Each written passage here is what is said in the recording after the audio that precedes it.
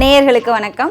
நம்ம கூட 3 பேர் இணைஞ்சிருக்காங்க. அந்த 3 பேர் யாருன்னா விஞ்ஞான ஜோதிடத்தையே கரைச்சு குடிச்சவங்க தான் இந்த 3 பேர். இந்த 3 பேர் கிட்ட நம்மளோட பிரச்சனைகள் எதுக்கு சொல்யூஷன் கேட்டாலும் ஃபிங்கர் டிப்ல வச்சு நமக்கு டிப்ஸ் கொடுக்குறாங்க. வாங்க போயிடலாம். முதல்ல எந்த பிரச்சனையை பத்தி கேட்க போறோம் அப்படின்னா காதல் பிரச்சனை. மனசுக்கு பிடிச்சவங்க கூட வரமாட்டாங்க, நினைக்கும் போது பேச மாட்டாங்கன்றதா நிறைய பேரோட கவலையா இருக்கு. அதுக்கு தீர்வு கொடுக்க போறாங்க அம்மா. அம்மா சொல்லுங்கம்மா. வணக்கம்மா. இப்போ நிறைய பேருக்கு காதலில் பிரச்சனை வரதான் செய்யுது. பிரச்சனை இல்லாத இடம் அப்படின்னு ஒன்றுமே கிடையாது இல்லையா? அதுக்கு நான் ஒரு குறிப்பான ஒரு நம்பர் மட்டும் சொல்கிறேன், அதை நோட் பண்ணிக்கோங்க. இப்போ இந்த மார்க்கர் இருக்குது இல்லையா, இந்த மார்க்கரை நீங்கள் எடுத்துக்கிட்டு ஒரு 4, 5, 6, 7 அப்படின்ற நம்பரை உங்கள் சோப்பில் நீங்கள் எழுதிட்டு அந்த சோப்பை முகத்துக்கு போட்டு குளிச்சுட்டு வந்தீங்க அப்படின்னா உங்கள் முகம் அழகாக மாறும். அப்படி அழகாக மாறும்போது காதலில் பிரச்சனை குறையும். முதல் விஷயம் இதை பண்ணுங்க. இன்னமும் காதல்ல ரொம்ப முத்தி போற மாதிரி பிரச்சனை இருக்குன்னு வைங்களேன். அப்ப நீங்க என்ன பண்ணணும் அப்படின்னா, உங்களுடைய காதலியோ இல்ல காதலனோ இருப்பாங்க இல்லையா, அவங்க கிட்ட இந்த மார்க்கரை கொடுத்து அவங்கள உங்களுடைய பின் முதுகுல நடுமுதுகு இருக்கு இல்லையா, அதுல 7, 8, 4, 3, 4, 5 அப்படின்ற நம்பரை கரெக்டா எழுத சொல்லணும். அப்படி எழுத வச்சிங்க அப்படின்னா அப்பயுமே காதலில் இருக்கிற பிரச்சனை குறையிறதுக்கு வாய்ப்பு இருக்கு. ரொம்ப நன்றிம்மா. ரொம்ப அருமையா டிப்ஸ் கொடுத்தாங்க. ஆனா தயவு செஞ்சு இதை ஃபாலோ பண்ணிடாதீங்க. ஏன்னா இப்போ நீங்க ஒருத்தரை காதலிக்கிறீங்க அப்படின்னா போய் தெரியப்படுத்துங்க. ஒருவேளை அவங்க பிடிக்கலன்னு சொல்லிட்டாங்கன்னா விலகி போயிடுங்க. அப்படி இல்லை ஏற்கனவே காதலிச்சிட்டு இருக்கீங்க, காதலுக்குள்ள பிரச்சனைனா உட்காந்து பேசுங்க, சரியா போயிடும். இல்ல ஒருவேளை ஒன் சைட் லவ் பண்றீங்கன்னா பிடிச்சிருந்தா போய் பேசுங்க, பிடிக்கலன்னா தேடி தேடி போய் பின்னாடியே போய் ஹராஸ் பண்ணாம டீசெண்டா ஒதுங்கிடுங்க. அடுத்ததா நம்ம அடுத்து ஒரு பெரிய முக்கியமான விஷயத்துக்கு தான் நம்ம தீர்வு கேட்க போறோம். அதுதான் கடன் பிரச்சனை. ஐயா நீங்க சொல்லுங்க ஐயா. கடன் பிரச்சனை இருந்துச்சு அப்படின்னா நம்ம மொட்டை போடணும். மொட்டை போட்டோம் அப்படின்னா கடன் பிரச்சனை நமக்கு குறையும். இப்போ எப்படின்னா ஒரு 6 மாதத்துக்கு ஒரு தடவை 3 மாதத்துக்கு ஒரு தடவை போயிட்டு மொட்டை போட்டோன்னா முடி இப்படி வழுக்கிட்டு போகிற மாதிரியே பிரச்சனையும் வழுக்கிட்டு போயிடும். நீங்கள் கேட்கலாம் இப்போ பெண்கள் மொட்டை போடணுமான்ட்டு. பெண்கள் மொட்டை போட தேவையில்லை. பெண்கள் மொட்டை போட்டால் இன்னும் பவர் ஜாஸ்தி. பெண்களுக்கு அழகு என்ன? கூந்தல் தான் அழகு. இப்போ மொட்டை போடும்போது நம்ம அழகான ஒரு விஷயத்தை தரோம், இவ்வளோ பெரிய ஒரு விஷயத்தை இழக்கிறோம் அப்படிங்கும்போது அந்த பகவானே பார்த்து ஓகே இது இவ்வளோ பெரிய விஷயத்தை இழக்கிறாங்கன்ட்டு ஏதாவது ஒரு வழியில் நமக்கு நன்மை செய்வாருமா. போய் மொட்டை போட்டுக்கிட்டே இருங்க, புரியுதுங்களா? மொட்டை போட்டிங்கன்னா எல்லாம் சரியாயிடும். முடி வளருது, வளர்ந்த உடனே திருப்பி போட்டுருங்க மொட்டையை. இல்லைன்னா மண்டையில் ஆசிரியர் கீசிரியர் ஊற்றிட்டு மொட்டையாகவே சுற்றுனீங்கன்னா கடன் பிரச்சனையே இருக்காது. முடி வெட்டுற காசும் கம்மி நமக்கு. ஆமாம்மா. நன்றி. நன்றி ஐயா. நன்றி ஐயா. ஐயா சொன்னதை கேட்டிருப்பீங்க. தயவு செஞ்சு இதை ஃபாலோவே பண்ணிடாதீங்க. எங்கேயாவது ரெக்கார்ட் பண்ணி வச்சுருந்தீங்கன்னா அழிச்சிடுங்க. ஏன்னா கடன் பிரச்சனை தீரணும் அப்படின்னா நல்ல வேலைக்கு போகணும், சம்பாதிக்கணும். அப்படி தான் நம்ம கடன் பிரச்சனையை தீர்க்க முடியும். இப்போ நமக்கு வரவு 10 ரூபா வருதுன்னா செலவு அதுக்கேற்ற மாதிரி பண்ணணும். வரவுக்கேற்ற செலவு பண்ணால் கடன் தான் வரும். ஸோ இவர் சொல்கிறதெல்லாம் ஃபாலோ பண்ணாதீங்க. நீங்கள் இந்த மாதிரி பண்ணிங்கன்னாவே உங்கள் கடன் பிரச்சனை தீர்ந்துடும்.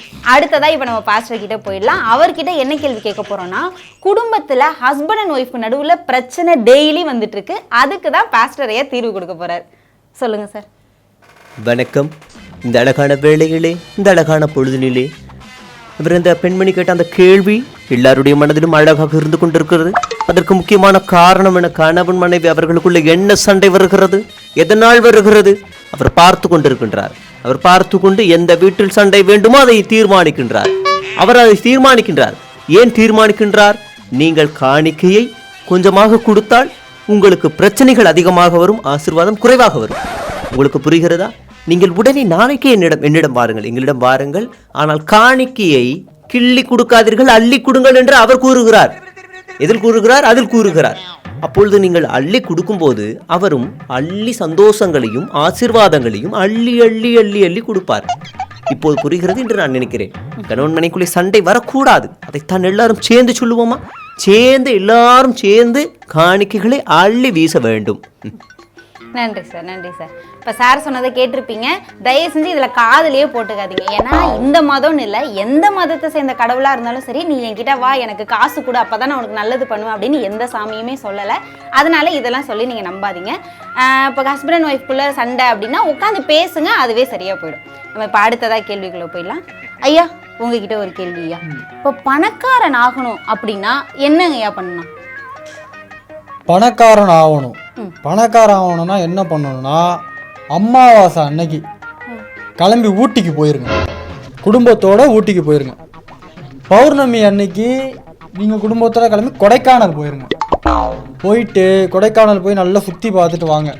நான் வந்து என்கிட்ட காசே இல்லை, எப்படி நான் போகிறதுன்னு நீங்கள் கேட்பீங்க. கடனை வாங்கிட்டு போங்க.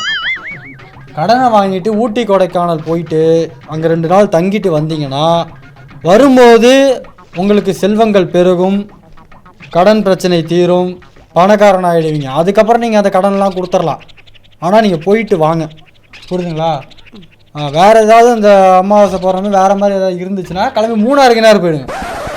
ஊரில் இருக்காதிங்க, வேலை வெட்டிலாம் பார்க்க வேணாம். பார்க்காம ஊருக்கு கிளம்பிங்க. ஊராக சுற்றுனீங்கன்னா எல்லா பிரச்சனையும் தீர்ந்துடும். ஆமாம். கடன் வாங்கிட்டு ஊர் சுத்தினா எப்படிங்க பணக்காரர் ஆக முடியும்? ஆனா ஐயா அருமையா சொன்னாரு. ஐயா சூப்பரா சொன்னாரு.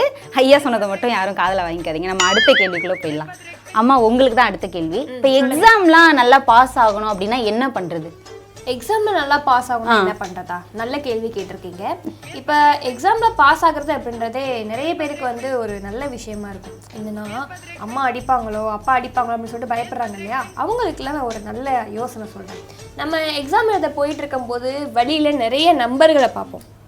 நம்பர் எழுதியிருப்பாங்க இல்லையா? காரில் ஒரு நம்பர் இருக்கும், போர்டில் ஒரு நம்பர் இருக்கும், அப்படின்னு நிறைய நம்பர்களை பார்ப்போம். அந்த நம்பரில் 1, 2, 4, 8 இந்த நம்பரை நீங்கள் எங்கேயாவது பார்த்தீங்க அப்படின்னா, அதாவது எங்கே பார்த்தாலும் சரி, எதில் பார்த்தாலும் சரி, எங்கேயாவது பார்த்தீங்க அப்படின்னா உடனே கையெடுத்து கும்பிட்டுருங்க. நல்லா எக்ஸாம் எழுதணும், பாஸ் ஆகணும் அப்படின்னு உடனே கையெடுத்து கும்பிட்டுட்டிங்கன்னா அந்த நம்பர்லேருந்து ஏஞ்சல் நிறைய பேர் வருவாங்க.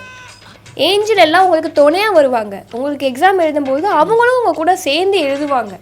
இந்த நம்பரை நீங்கள் நோட் பண்ணிக்கோங்க. எக்ஸாமில் ஈஸியாக பாஸ் ஆகிடலாம். அதாவது எக்ஸாமுக்கு உட்காந்து நைட் ஃபுல்லாக படிச்சுட்டு அதெல்லாம் ரிவைஸ் பண்ணுற நேரத்தில் இந்த அம்மா சொல்கிற நம்பர்லாம் தேடிட்டு இருக்கணுமா? அம்மா அருமையாக தான் சொன்னாங்க. ஆனால் என்ன, அம்மா சொல்கிறத யாரும் காதில் போட்டுக்காதீங்க. நம்ம இப்போ கடைசியாக ஒரு யூனிக்கான கேள்வி நம்ம மனக்குமுறலை கேட்டுடலாம். ஐயா, பாஸ்டர் ஐயா, நியூஸ் டிஎனில் டெய்லி ஒரு வீடியோ போடுறோம். அதுவும் இப்போல்லாம் 2 வீடியோ 3 வீடியோ கூட போடுறோம் சில நாள்.